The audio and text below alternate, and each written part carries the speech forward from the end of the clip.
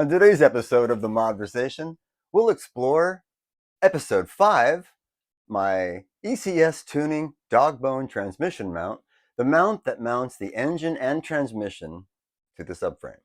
Now, why did I do this? Well, before I even got Lorraine, that's her name, Lorraine, from the Bad Manners song, when I got the MK4, the Mark IV Golf GTI, even before then, you look at, when you're shopping for cars, you look on the internet, you look on YouTube, and you see all the different modifications available, and some stick in your mind, more than others. And for me, the ECS Tuning transmission DOGBONE mount was the one that sort of got me excited. So when I got the car, it was one of the ones in the back of my head, I guess, that I had learned about, but didn't know if I was ever going to use it. So as I was owning the car, because this car sat for a long time, this baby was on the streets of Berkeley when I found her. Just, you could tell she'd been sitting and sitting.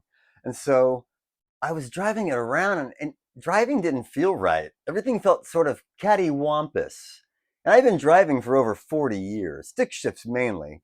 And it just didn't feel like I could drive anymore. And which is fine, you get older. Maybe you lose certain skills. But this one, no, I could not stand for. So as I'm driving it, I'm realizing that after I'm shifting, things are moving around quite a bit. So I decided that I was going to get under the car, put my foot underneath, in between the engine and transmission, and sure enough, I could move everything around. And you could tell that the bushings, the old skateboard bushings, inside the original DOGBONE, factory from Volkswagen, well, factory in Brazil from Volkswagen, you could tell that it was just, they'd never been changed, and the bushings were factory. And so moving it around with my foot gave me the go-ahead to do this. So I ordered the part from ECS Tuning, and the only thing I couldn't find out from the videos were the torque specs, torque wrench specs. So I chatted with somebody in ECS Tuning's chat site, customer service, and they instantly got me the specs I needed. So all the footage you're about to see is me doing the work. And honestly, the hardest part about it was jacking the car up safely. I've got some 3-ton stands, and I have 3 of them, and I use one primarily, but I used all 3 this day and the jack to get the front of the car up safely. And I took off one wheel to use as another, jack stand of sorts. So check out what I did. Look at everything. And first of all, here's the tools that I used. So you're going to need your 13 millimeter and your 16 millimeter sockets and your socket wrench. And from ECS Tuning, you're going to want to get this DOGBONE mount kit, and it comes already assembled with the polyurethane bushings and these one-time use bolts. Now I personally, I got 2 sets because when I was underneath the car, I did notice damage to the subframe.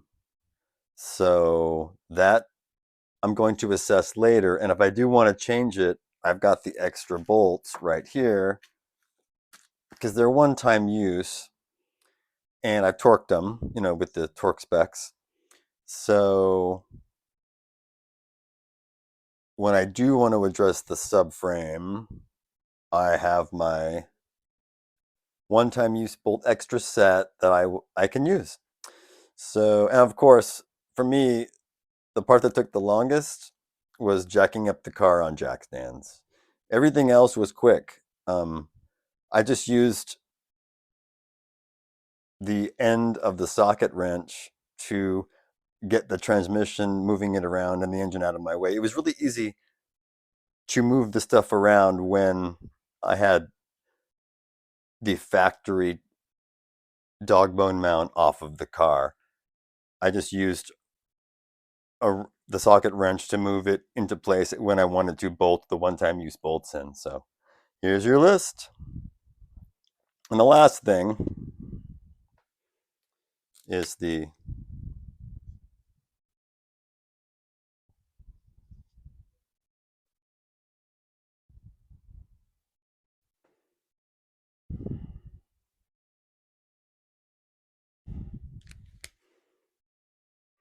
So, in order to keep this video shorter than it could have been, I decided to skip jacking up the car and to skip removing the old factory dogbone transmission mount. So I'm going to start with me installing the ECS Tuning modification upgrade.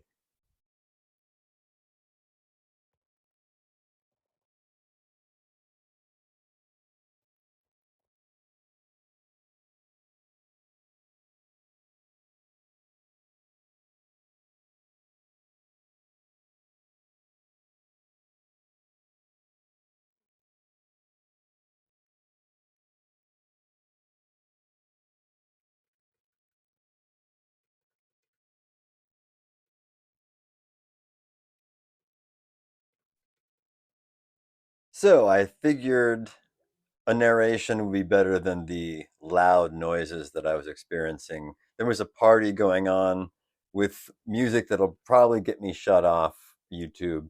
So I'm going to narrate. So here I got everything ready and cleaned up the area and was laughing at myself for how difficult it was to be underneath the car and how I was feeling the pressure with people outside watching. But as you can see, it was a pretty easy install.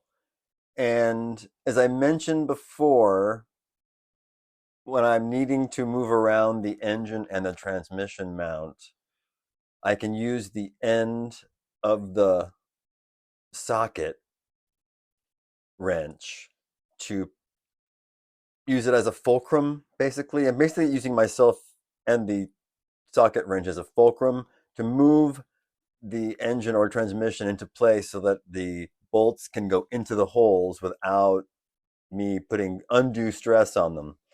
So, because they are one-time use bolts, I don't really want to force them in any place. So using the end of the socket wrench, I was very much able to, I mean, I could use it with just my arms, but the socket wrench gave me enough of a fulcrum leverage that it wasn't killing me. So I really feel like this was the most successful modification that I did, just as far as being a technical wrenching sort of a thing. And I recommend it. So enjoy the rest of this. It's not very long, and I'll tie it up at the end. But seriously, it took longer to bring the stuff downstairs and jack the car up than to actually do this modification. And I wasn't able to show the torque specs of me doing, I have an AC Delco torque wrench, and I wasn't able to show you that footage of me doing the final touches of the torque specs, but I had the torque specs for you, and I had tightened them up so well by hand that it only took a couple of clicks for me to get them into place. So my dad taught me how to tighten them by hand pretty well, so that's carried through the 40 something years I've been wrenching on cars. So anyway, uh, the torque specs I will put at the end again, and it didn't take long for me to do the torque wrench at the end. So everything's driving better. The shifts are cleaner and tighter, and I deem this a success. So enjoy. There I go, using it as a fulcrum. Look at me go, trying to find the exact hole. Thank you.